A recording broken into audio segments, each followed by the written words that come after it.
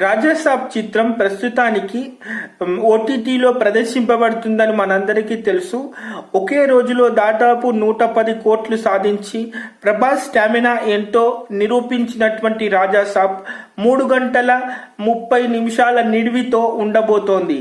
అయితే ఈ విషయాన్ని ఎందుకు చెప్తున్నాను, ఆల్రెడీ అందరికీ తెలుసు కదా అని మీరు అనుకుంటున్నారు. అసలు విషయం ఇక్కడే ఉందండి. అయితే కట్ చేసి ఆల్రెడీ 3 గంటల 30 నిమిషాలు ఉన్న చిత్రాన్ని దాదాపు 15 నిమిషాల పాటు కొన్ని సన్నివేశాలు మారుతి గారు ట్రిమ్ చేయటం జరిగింది.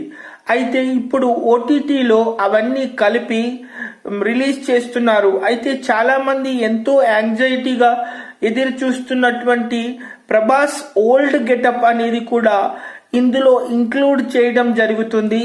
అయితే ఇటీవల థియేటర్స్లో మిస్ అయిన అభిమానులందరూ కూడా ఇప్పుడు ఓటీటీలో చూసి ఎంజాయ్ చేసే అవకాశం ఉంది.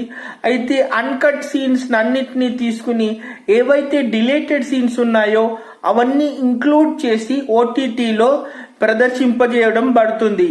ఈ విషయం అభిమానులకు చెప్పాలని ఈ వీడియో చేయడం జరుగుతుంది. బాయ్.